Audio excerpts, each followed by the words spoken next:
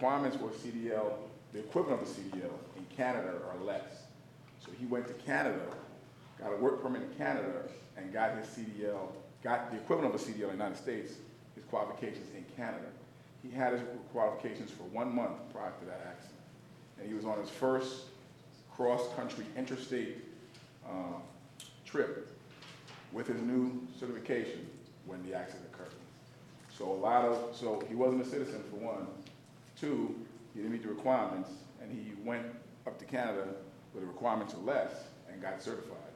So more people who are coming to the country, or even people here, are going to deviate and take that route to get certified, and then drive from Canada or wherever onto our roads, causing more of a... Well, one of the things that we're very, very concerned about has been, for many years, have been Mexican domiciled trucks, where they have not met our requirements. And it was this coalition, this truck safety coalition, and other safety groups that stopped them from coming into the United States for 15 years until it was really almost an international issue. And so Mexico changed some of their rules, but the fact is that the minimum insurance level of $750,000 is nothing in a large crash, nothing.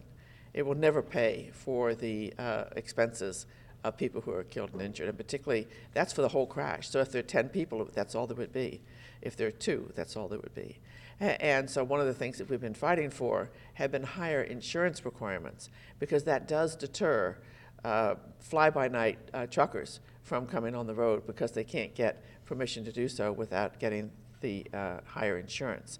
But the fact is that we do not have enough enforcement police stopping trucks and checking them, and that's a money issue.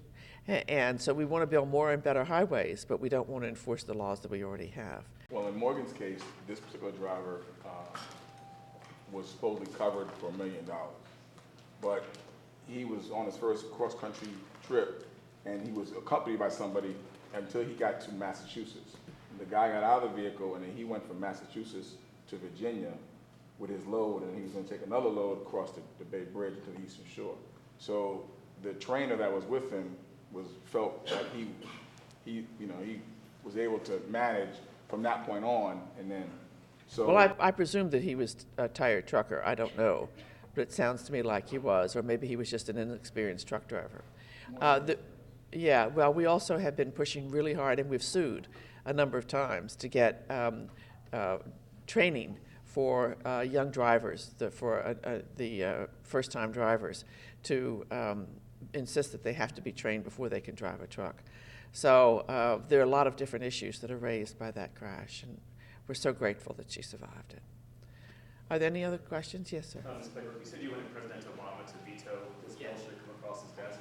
But given your experience at NHTSA, what work can Secretary Fox be doing in your view? Well, actually, I just met with him the other day, and the NHTSA administrator is going to testify on a companion piece of this legislation.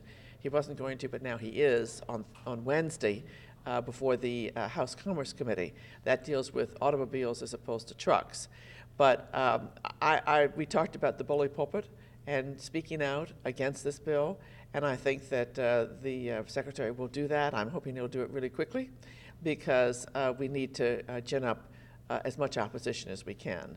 And I know that he has already told members of Congress that he's very, very concerned about these anti-safety provisions.